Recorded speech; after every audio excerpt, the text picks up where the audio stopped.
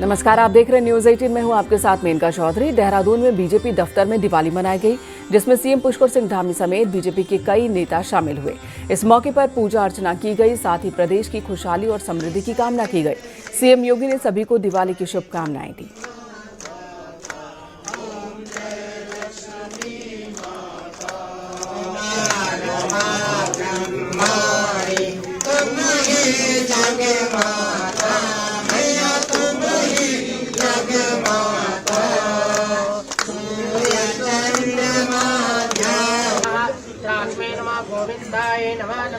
ओम मंगलम भगवान।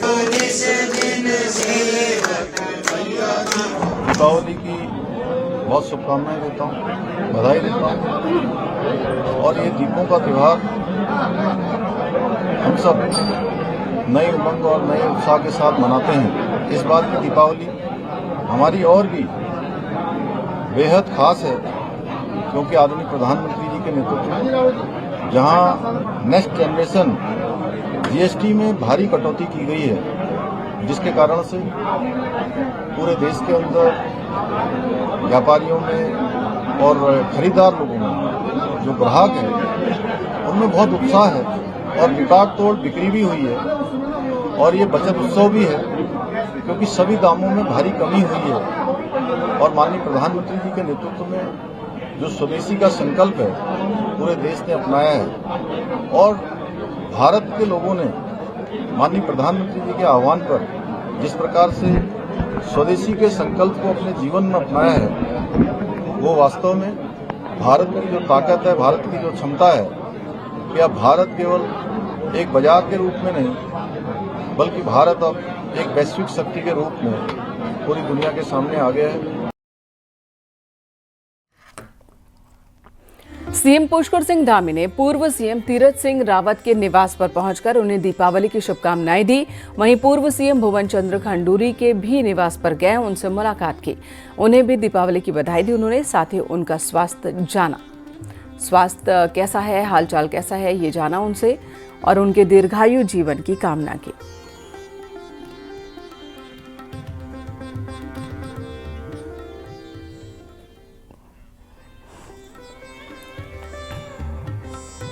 मुख्यमंत्री पुष्कर सिंह धामी ने दीपावली के मौके पर पूर्व सीएम रमेश पोखरियाल निशंक से भी मुलाकात की है।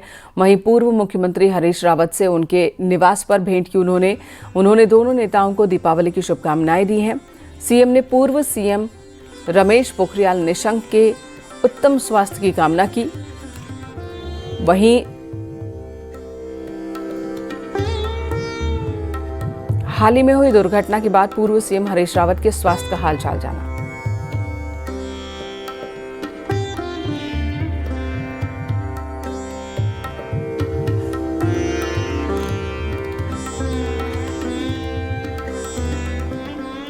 मुख्यमंत्री पुष्कर सिंह धामी ने रविवार को मुख्यमंत्री आवास पर कैबिनेट मंत्री, विधायक, प्रशासनिक, पुलिस और वन विभाग के अधिकारियों से मुलाकात की। साथ ही प्रदेश भर से आए लोगों ने सीएम धामी से मुलाकात कर उन्हें दीपावली की शुभकामनाएं दी। मुख्यमंत्री ने आने वाले सभी लोगों को दिवाली की मंगल कामनाएं की और शुभकामनाएं दी हैं। उन्होंने कहा कि दीपावली अंधकार पर प्रकाश और असत्य पर सत्य की विजय का प्रतीक है। ये पर्व समाज में सकारात्मक ऊर्जा और पवित्रता फैलाने का संदेश देता है। मुख्यमंत्री ने आशा जताई कि ये पर्व प्रदेशवासियों के जीवन में नई उम्मीद, समृद्धि और खुशहाली लाएगा। उन्होंने सभी से आग्रह किया कि पर्व को स्वच्छता, पर्यावरण संरक्षण और आपसी सद्भाव के साथ मनाएं और राज्य की विकास यात्रा में सहयोग करें।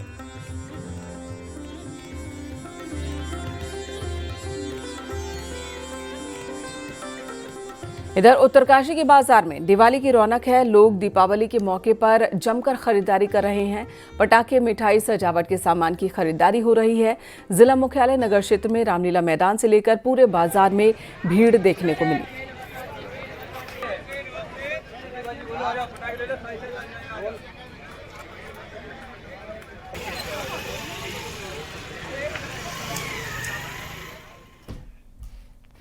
बद्रीनाथ धाम में दीपावली मनाने के लिए भारी संख्या में तीर्थयात्री पहुंचे। कई राज्यों से आए तीर्थयात्रियों ने बद्री विशाल के दर्शन किए और सुख शांति की कामना की। वहीं व्यवस्था को लेकर तीर्थयात्री काफी खुश नजर आए। बद्रीनाथ धाम में शानदार तरीके से दिवाली का पर्व मनाया जाता है और एक साथ कई दिए जलाए जाते हैं। दिवाली को लेकर तीर्थ यात्री बेहद उत्सुक हैं।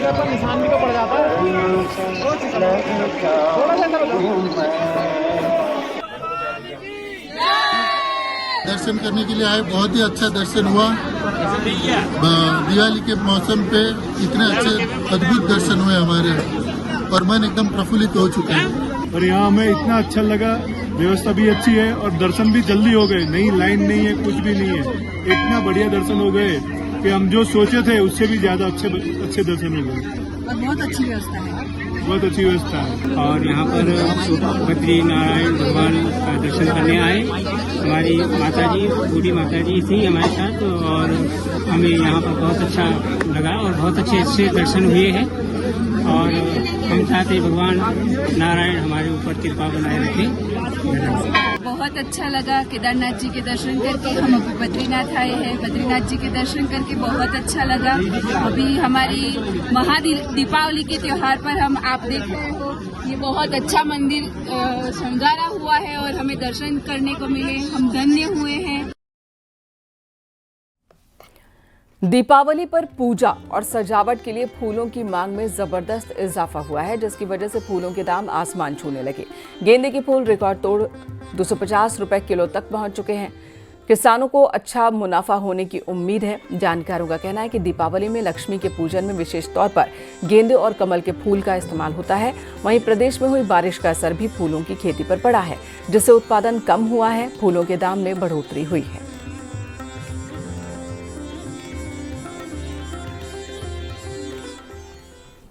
दीपावली का त्योहार भले ही लोगों की जिंदगी में नई उमंग लाता हो, लेकिन उत्तराखंड के पहाड़ी इलाकों में रहने वालों के लिए ये मौसमी रोजगार भी मुहैया कराता है। पहाड़ों में लक्ष्मी पूजा के मौके पर ताजे फूलों के साथ ही गन्ने का खास महत्व होता है और ऐसे में फूल और गन्ना उत्पादकों के लिए ये मौका बहुत ही महत्वपूर्ण होता है।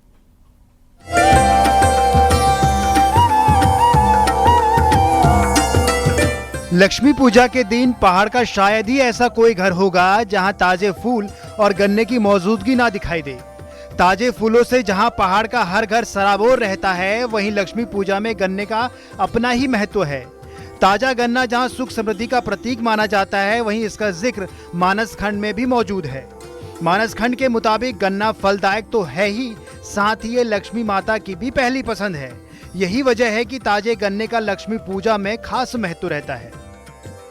दीपावली के बीच में फूल और गन्ने की बहुत अच्छी खासी डिमांड रहती है और इस बार बहुत अच्छा फूल हो रखा है और जो गांव वालों ने इस बार फूल में जो मेहनत की थी उनको अच्छी खासी इस बार सही लागत मिली है उनको इस बार।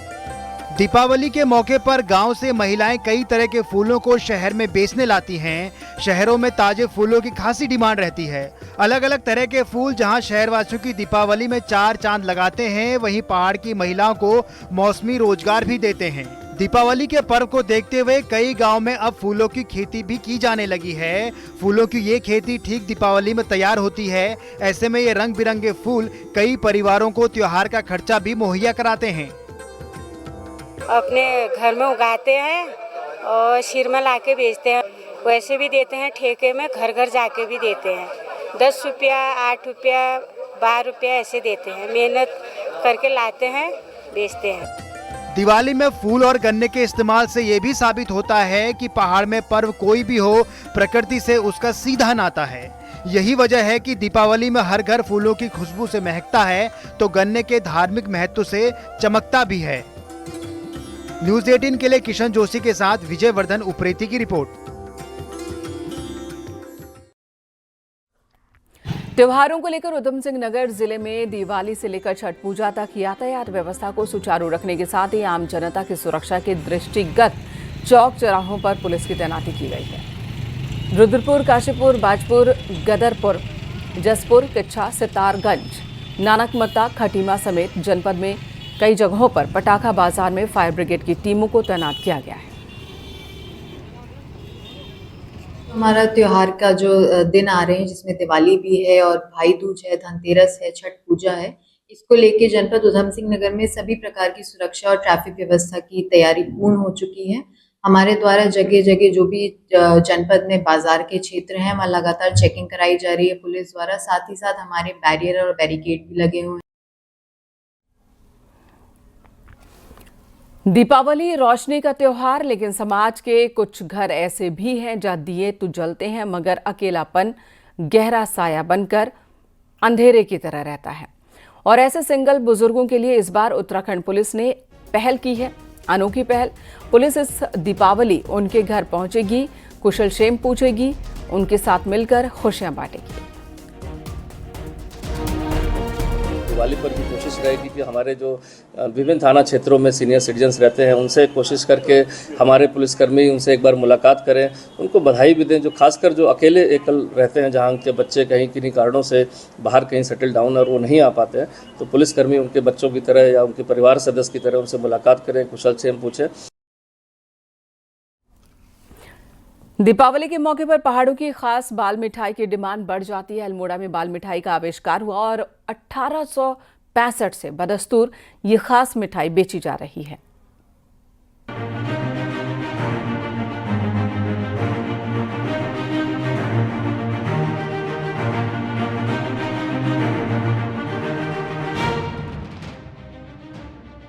सांस्कृतिक नगरी अल्मोड़ा बाल मिठाई और चॉकलेट के लिए प्रसिद्ध है।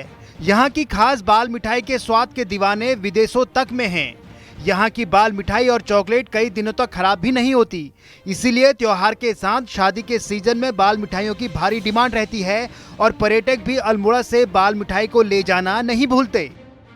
अल्मोड़ा की जो ये मिठाई है ये पूरे देश विदेश में फेमस है बाल मिठाई। इसे खोया और चीनी दो चीज़ों से बनाया जाता है, शुद्ध खोया और चीनी से, और ये पूर्ण रूप से व्रत में भी खाई जाती है। और यहाँ पर अल्मोड़ा में जो बाल, सिंगौड़ी और चॉकलेट, ये तीन मिठाइयाँ सबसे ज़्यादा प्रसिद्ध हैं, जिसमें से बाल चॉकलेट को लंबे समय तक रखा भी जा सकता है बनाने के बाद। अल्मोड़ा की बाल मिठाई को यहाँ के दुकानदार खास तरीके से तैयार करते हैं। शुद्ध खोए से बनने वाली बाल मिठाई और चॉकलेट का स्वाद ऐसा है कि जो भी इसे एक बार चख लेता है वो इसका दीवाना हो जाता है। की जो बाल मिठाई है विश्व प्रसिद्ध तो है ही, तो यहाँ की जो हमारे रिश्तेदार बाहर रहते हैं और कभी कोई जाता है तो यहाँ की बाल मिठाई को वहाँ ले जाता है, क्योंकि यहाँ की वो बाल मिठाई जो है पहले से वही है, बाल सिंगौड़ी का यहाँ का पसंद है। अगर कभी बाहर भी जाता हूँ, जैसे देहरादून मेरे रिश्तेदार रहते हैं या उधर चमोली मेरे रिश्तेदार रहते हैं, तो मैं यहीं से उनकी मिठाई ले जाता हूँ। और लोगों की डिमांड भी रहती है अक्सर कि अगर आप अल्मोड़ा से मिठाई लाएंगे तो इनकी मिठाई बहुत पहले से प्रसिद्ध है और इनका नाम अपने आप में एक ब्रांड है। बाल मिठाई, सिंगौड़ी और चॉकलेट का जिक्र आते ही लोगों को अल्मोड़ा याद आ जाता है। साल 1865 में लाला बाजार के शाह परिवार ने मिठाई का आविष्कार किया था और आज ये उत्तराखंड ही नहीं बल्कि देश विदेश में लोगों की पहली पसंद बन चुकी है।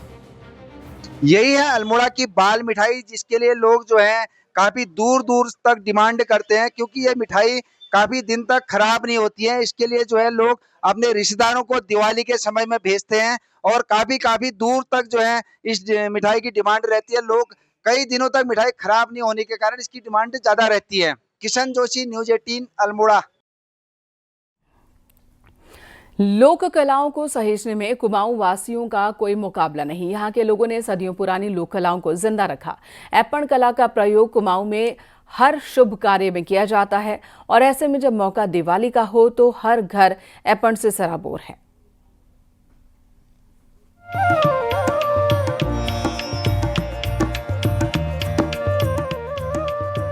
ऐपण यानी अल्पना एक ऐसी लोक कला जिसका इस्तेमाल कुमाऊं में सदियों से जारी है।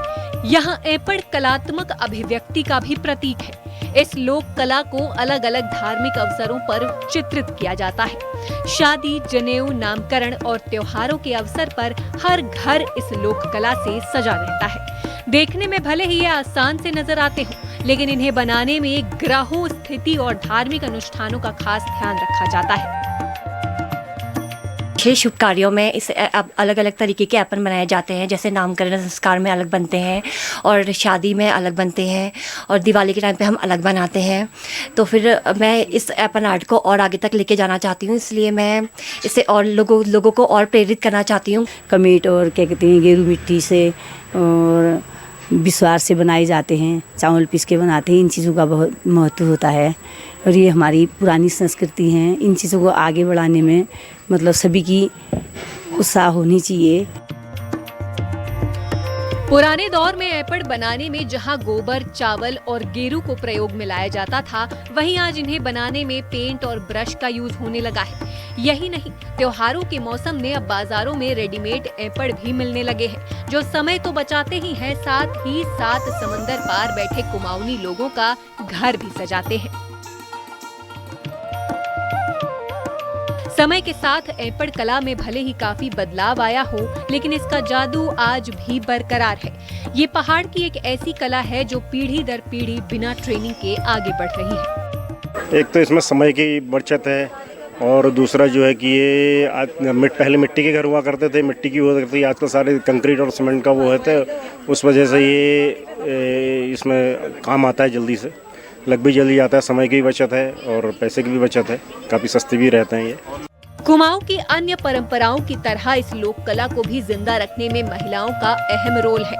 यहाँ के लोग विदेशों में हो या फिर देश के किसी भी कोने में, शुभ कार्यों में हर घर में ऐपड़ जरूर नजर आते हैं। ऐपड़ कला कुमाऊं की पहचान तो है ही, साथ ही धरोहर भी है। न्यूज़ 18 के लिए पिथौरागढ़ से विजयवर्धन उप्रेती की रिपोर्ट। दीपावली रोशनी का पर्व है और सरोवर नगरी की खास सौगात दीपावली को और भी खास बना देती है। जितना खूबसूरत नैनीताल शहर है, उससे कहीं ज्यादा खूबसूरत यहाँ की मोमबत्तियां हैं।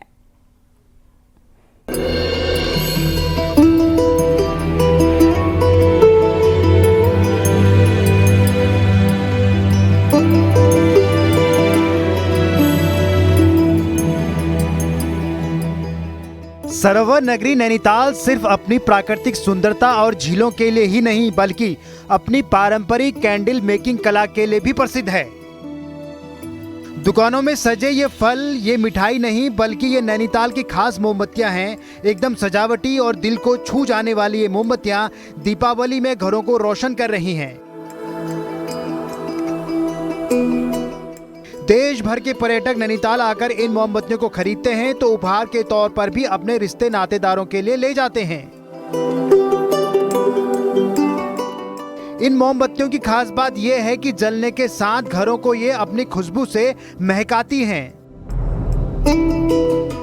बहुत ही अच्छा लगेगा भी, क्योंकि दीपावली में तो दिया ही सब कुछ होता है, तो अच्छा है गिफ्ट के पर्पस में। दीपावली होता है रोशन का, सब जगह जो कैंडल लाइट्स वगैरह सब लगता है, तो हम इसलिए तो मैं थोड़ा ज्यादा ही खरीदूंगी। दरअसल 1970 में नैनीताल में मोमबत्तियों का कारोबार शुरू हुआ, जिसके बाद जर्मनी से मशीन मंगाकर सजावटी कैंडल बनाना शुरू हुई। पर्यटकों को ध्यान में रखते हुए इनकी खूबसूरती निखर कर सामने आई तो मिठाई, फल, टी लाइट, फ्लावर के साथ अरोमा कैंडल, फ्लोटिंग मोमबत्तियां यहाँ की पहचान बन गई हैं। अब तो पहाड़ की संस्कृति की झलक भी इन मोमबत्तियों में सैलानियों को दिख रही है। कारोबारियों ने उपहार के तौर पर मिठाई और पहाड़ की सौगात ऐपड़ वाली मोमबत्तियों को भी बाजार में उतारा है।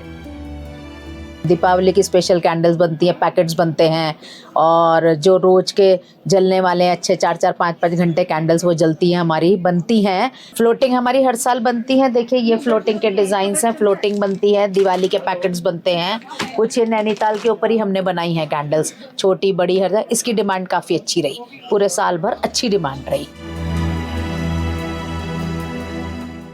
बहरहाल मिलावटी मिठाई आपको नुकसान दे सकती है, लेकिन मिठाई और फल वाली ये कैंडल आपके घरों को रोशन करती हैं।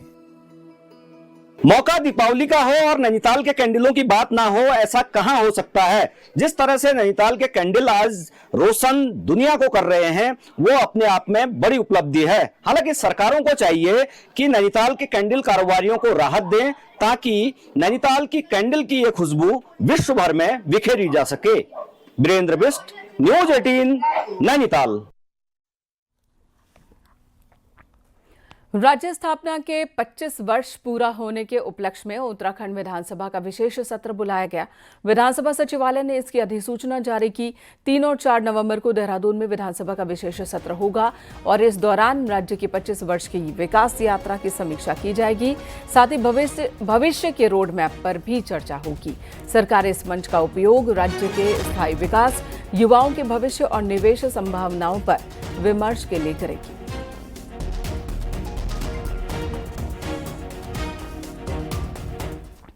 कॉर्बेट टाइगर रिजर्व यूं तो बाघों के लिए मशहूर है, लेकिन इसी के साथ यहाँ कई अन्य वन्य जीव भी फल फूल रहे हैं, जिनमें एक दुर्लभ शिकारी पक्षी भी शामिल है, जो कभी यहाँ प्रवास में आता था लेकिन अब यहीं बस गया।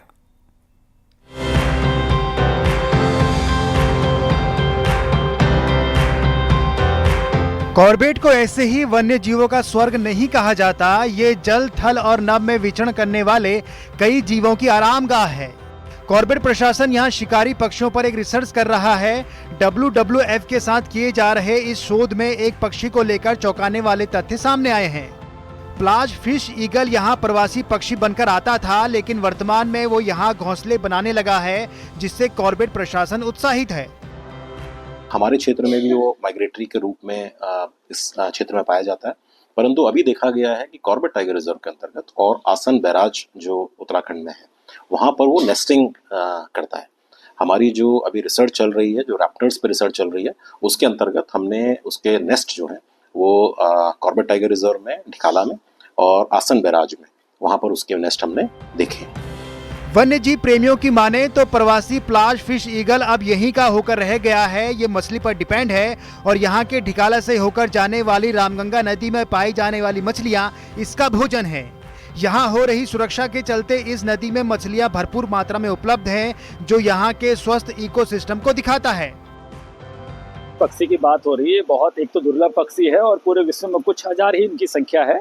और पहले ये कॉर्बेट या भारत में जो है एक प्रवासी पक्षी के तौर पर आता था, लेकिन विगत कुछ वर्षों से ये परमानेंट यहीं पर निवास करने लगा है। और पलासेस फिश ईगल का पाया जाना किसी भी परिस्थिति के लिए एक अच्छा द्योतक है। ये मेनली फिश पर डिपेंडेंट है। और कॉर्बेट की अगर हम बात करें तो कॉर्बेट रैप्टर्स के मामले में बहुत विख्यात है। कॉर्बेट टाइगर रिजर्व को जैव विविधता का धनी कहा जाता है। प्लाज फिश ईगल एक उदाहरण मात्र है। अगर यहाँ और रिसर्च की जाए तो इस तरह के कई मामले सामने आ सकते हैं, जो इस जैव विविधता के और समृद्ध होने की पुष्टि करेंगे। न्यूज़ 18 के लिए रामनगर से गोविंद पाटनी की रिपोर्ट। और मुख्यमंत्री योगी आदित्यनाथ हनुमानगढ़ी पहुंच चुके हैं। इन तस्वीरों में आप देख रहे हैं सीएम योगी आदित्यनाथ, जो कि अयोध्या में मौजूद है।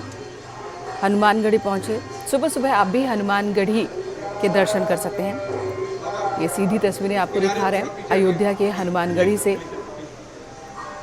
भगवान हनुमान के दर्शन पूजन के लिए पहुंचे हैं सीएम योगी आदित्यनाथ। हनुमानगढ़ी में दर्शन पूजन के बाद राम जन्मभूमि जाएंगे मुख्यमंत्री। आप यहाँ पर राजू दास जी को भी देख पा रहे हैं, जो हनुमानगढ़ी के महंत हैं। मुख्यमंत्री यहाँ पूजा अर्चना कर रहे हैं। कहा जाता कि पूरे अयोध्या नगरी की रक्षा की जिम्मेदारी माता सीता ने हनुमान जी को दी थी और हनुमानगढ़ी उस जगह पर ये मंदिर विराजमान है, उस ऊंचाई पर ये वहाँ से पूरी अयोध्या नगरी नजर आती है।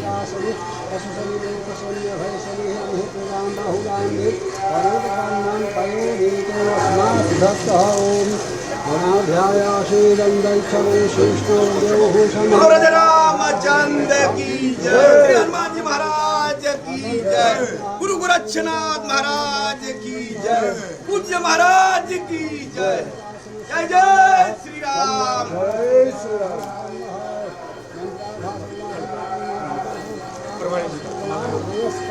माला पकड़े, माला इधर माला इधर पहनाओ।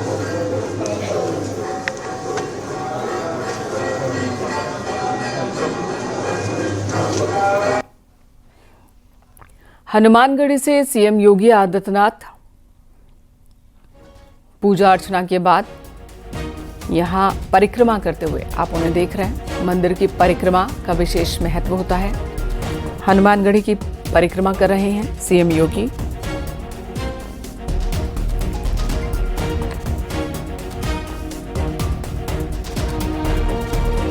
यहाँ से पूजा अर्चना के बाद कई अलग अलग कार्यक्रमों में शामिल होना है। 10 बजे के आसपास सीएम योगी गोरखपुर के लिए रवाना हो जाएंगे, लेकिन उससे पहले हनुमानगढ़ी में पूजा अर्चना, फिर राम जन्मभूमि में राम जी के दर्शन करेंगे, पूजा अर्चना करेंगे। वहीं वाल्मीकि समाज के बीच दीपावली के मौके पर उपहार का वितरण भी करेंगे।